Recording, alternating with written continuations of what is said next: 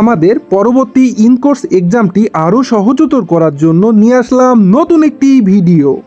এই ভিডিওতে আমরা আলোচনা করতে যাচ্ছি আমাদের পরবর্তী ইনকোর্সের প্রস্তুতিমূলক কিছু প্রশ্ন সম্পর্কে।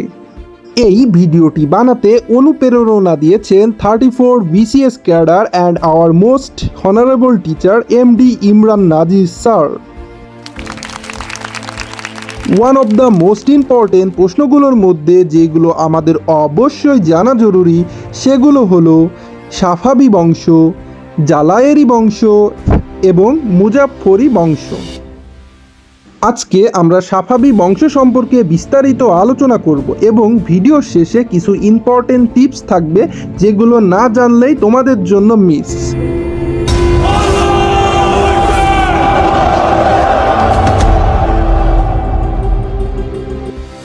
এ সময় রাজনৈতিক ও অর্থনৈতিক উন্নতির সাথে সাথে সাফাবিগণ বিস্ময়কর সাংস্কৃতিক অবদান রাখতে সক্ষম হয়েছিল। সাফাবি শিল্পকলার উপর মঙ্গোল, তৈমুরের এবং চীনা প্রভাব পরিলক্ষিত হয়। সাফাবি আমলে স্থাপত্য ও চিত্রকলার চরম উৎকর্ষ সাধিত হয়। নিম্নে এ সম্পর্কে বিস্তারিত আলোচনা করা হলো। প্রথমেই আমরা যে বিষয়টি জানতে চলেছি, one of the most important thing is স্থাপত্য কলায় সাফাবি শাসকদের অবদান। স্থাপত্য কলায় সাফাবি শাসকরা কিন্তু অন্যান্য শাসক থেকে অনেক গুরুত্বপূর্ণ অবদান তারা রেখেছিল এবং তারা অনেক স্থাপত্য গঠন করেছিল। তারা যেসব স্থাপত্য নির্মাণ করেছিলেন তা আজও পৃথিবীর বুকে একটি মহান জায়গা গঠন করে আছে। তাদের স্থাপত্য শিল্পর ভিতরে অন্যতম যে বিষয়টা ছিল সেটি হচ্ছে ময়দান-ই শাহ। এছাড়াও তারা আরও অনেক কিছুই তৈরি করেছিলেন, যেমন আরেকটি হচ্ছে মসজিদ-ই শাহ। এছাড়াও আলা-ই কালাপি এবং মাদ্রাসা-ই শাহ হুসাইন চাহারবাগ ছিল অন্যতম। তো প্রথমেই আমরা আলোচনা করতে যাচ্ছি ময়দান-ই শাহ সম্পর্কে। সাফাবি বংশের শাসনামলে স্থাপত্য শিল্পের সবচেয়ে গুরুত্বপূর্ণ অবদান হচ্ছে ময়দান-ই শাহ।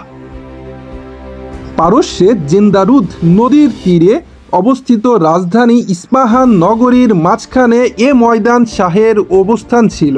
দৈর্ঘ্যে এটি ছিল 560 গুণ 157 গজ। এটি সৈন্যবাহিনী কুচকাওয়াজ রাজাদের পোলা খেলা অনুষ্ঠিত হতো। এরপরে আমরা জানতে চলেছি মসজিদ-ই শাহ সম্পর্কে। পারস্যের স্থাপত্যের ক্ষেত্রে মসজিদ-ই শাহ আব্বাসীয় অপূর্ব কীর্তি রেখে গিয়েছিল। এ মসজিদের দেওয়ালে পবিত্র কুরআনের বাণী টালি দ্বারা সুশোভিত করা হয়েছিল। এ মসজিদে শুধুমাত্র 2টি গম্বুজ ছিল। এরপরে আমরা জানতে চলেছি আলা-ই কালাপি সম্পর্কে। ময়দান-ই শাহের পূর্ব প্রান্তে অবস্থিত আলা-ই কালাপি সুউচ্চ সুষুম্ন দরজা সাফাবি স্থাপত্যের একটি অন্যতম নিদর্শন। শাহ আব্বাস সর্বোচ্চ প্রকোষ্ঠ হতে কুচকাওয়াজ বা পোলা খেলা দেখতেন। তার এই আল কাপির চিত্রায়ক মধ্য দিয়ে পূর্ব ও রমণী দণ্ডায়মান অবস্থায় পানির পাত্র হতে অনেক প্রাকৃতিক দৃশ্য লক্ষ্য করা যায়। এবং শুধুমাত্র স্থাপত্য শিল্পেই নয়, চিত্রকলা শিল্পে সাফাবি শাসকদের অবদান ছিল অপরিসীম। তারা মৃৎশিল্প, বস্ত্রশিল্প, কার্পেট শিল্প, টালি শিল্প, পলিচা শিল্প ছাড়াও আরও বিভিন্ন শিল্পে তারা ছিল অনেক অগ্রসর। এই সকল শিল্পকর্ম সম্পর্কে আমরা জেনে থাকলেও পলিচা শিল্পকর্ম কিন্তু আমাদের জন্য নতুন, তাই পলিচা শিল্পকর্ম সম্পর্কে জানাতে চলেছি। সাফাবি শাসকদের শাসনামলে পারস্যের গালিচা শিল্পে চরম উৎকর্ষ সাধিত হয়। শিল্পরীতি অনুযায়ী গালাচিতে বৃক্ষ, পশুপক্ষী, ফুল ও পাতা প্রভৃতির ব্যবহার করা হতো। সুন্নি রীতি অনুযায়ী গালিচাতে জ্যামিতিক রেখাচিত্র থাকত। শাহ আব্বাস এর জন্য নির্মিত গালিচা চিত্রগুলো 2-1টি এখনও জাদুঘরে রক্ষিত রয়েছে। এছাড়াও এ সময়ে চিত্রকলা, ধাতব দ্রব্য প্রভৃতি চরম উৎকর্ষ সাধিত হয়। সাহিত্যে সাফাবি শাসকদের অবদানও ছিল অপরিসীম। এছাড়াও তারা দর্শনে সাফাবি শাসকরাও অন্যতম অবদান রাখেন। সাহিত্যে সাফাবি শাসকদের অপরিসীম অবদান ছিল। সাহিত্যে সাফাভি শাসকদের মধ্যে অপরিসীম অবদান রেখেছিলেন যে সকল কবিগণ, তাদের মধ্যে অন্যতম হচ্ছেন আবদুল্লাহ হাতাফি, বাবা ফিখানি, ওয়াহশি, লিসানি ও জামাল উদ্দিন অরফি।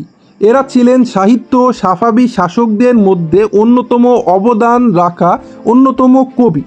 দর্শনে সাফাভি শাসকদের অবদানও ছিল অপরিসীম। দর্শনের ক্ষেত্রে সাফাভি শাসকরা অপরিসীম অবদান রেখেছিল। সাফাভি আমলের দর্শনদের মধ্যে অন্যতম ছিলেন সৈয়দ আব্দুল কাসেম, শেখ বাহাউদ্দিন আমলি এবং মোল্লা সদর উদ্দিন। এ সময় তারা বিখ্যাত মুসলিম দার্শনিক ইবনে সিনার অনুকরণ প্রাচীন গ্রিক দার্শনিক পরিবর্তন করেন। উপরোক্ত আলোচনা শেষে আমরা এটাই ক্লিয়ারলি বলতে পারি যে সাফাভি শাসকগণ সাংস্কৃতিক উন্নয়নে গুরুত্বপূর্ণ অবদান রাখতে সক্ষম হয়েছিল। সাফাভি শাসকদের পৃষ্ঠপোষকতার ক্ষেত্রে প্রভূত উন্নয়ন সাধিত হয়। ইনশাল্লাহ পরবর্তী ভিডিওতে ইম্পর্টেন্ট টিপস অ্যান্ড ট্রিক্স নিয়ে কথা বলবো।